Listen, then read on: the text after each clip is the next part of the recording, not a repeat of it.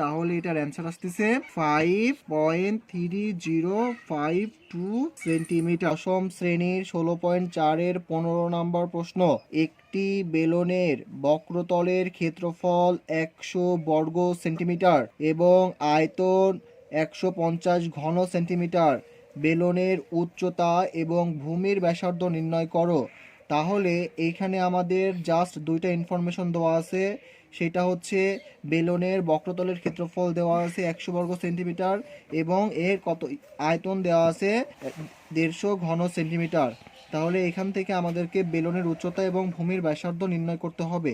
ওকে, তাহলে আমরা অঙ্কটা শুরু করি।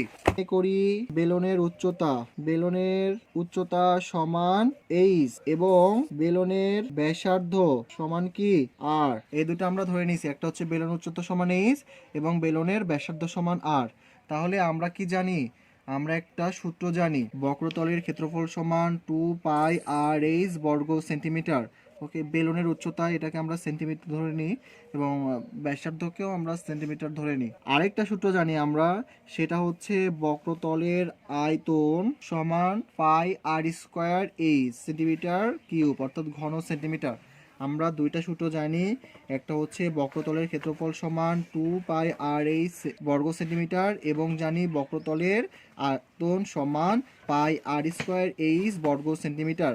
এদিকে আমাদের প্রশ্নে দেওয়া আছে বক্রতলের ক্ষেত্রফল সমান 100 বর্গ সেন্টিমিটার দেওয়া আছে, আবার আয়তনের মানও দেওয়া আছে। তাহলে আমরা সুন্দরভাবে এই ক্ষেত্রফল সমান প্রশ্নে যে মানটা দেওয়া আছে সেটা লিখতে পারি, আবার এই আয়তন সমান প্রশ্নে যে মানটা দেওয়া আছে সেটা লিখতে পারি। তাহলে এখন লিখি প্রশ্ন অনুসারে কত, আগে ক্ষেত্রফলের এটা লিখি 2πr/h সমান 100।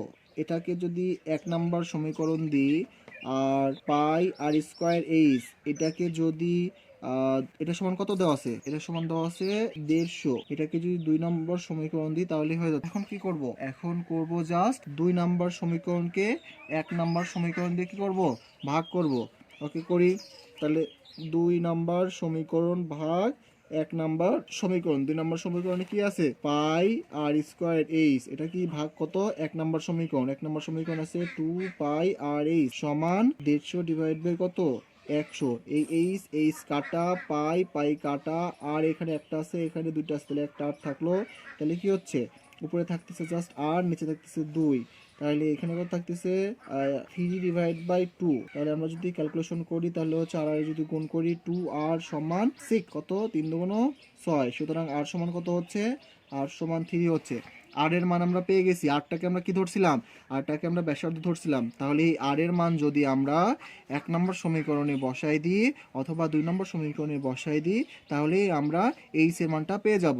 তাহলে আর এর মানটা আমরা এখন 2 নম্বর তাহলে আর এর মানটা আমরা এখন 1 নম্বর সমীকরণে বসাই দিই।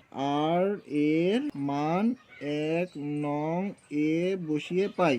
এখন 1 নং এ কি ছিল? 2πr/h সমান ছিল 100, বা আর এর মানটা যদি এখন বসাই 2 গুণ পাই এর মান আমরা জানা আছে কত? 3.1416। আর এর মান আমরা বের করলাম হচ্ছে 3 গুণ এইচ 100। এখন এইচ এর সাথে এগুলো সবগুলো কি অবস্থায় আছে? ইনটু অবস্থায় আছে, অর্থাৎ গুণ আকারে আছে। তাহলে এগুলো সব উপাশে গেলে কি হয়ে যাবে? ভাগ হয়ে যাবে। তাহলে বা এইচ সমান 100 ডিভাইড বাই 3 দুগুণ 6, 6 গুণ 3.1416। যদি কাটাকাটি করি তাহলে এটার অ্যান্সার আসতেছে 5.3052 সেন্টিমিটার। তাহলে আমরা আর এর মানও পেয়ে গেছি, এইচ এর মানও পেয়ে গেছি। আমাদেরকে এই দুটাই মান বের করতে বলছিল যে এটার ব্যাসার্ধ কত এবং উচ্চতা কত। ব্যাসার্ধ আমরা পাইছি 3 সেন্টিমিটার এবং উচ্চতা পাইছি 5.3052 সেন্টিমিটার। এটাই এই প্রশ্নের অ্যান্সার।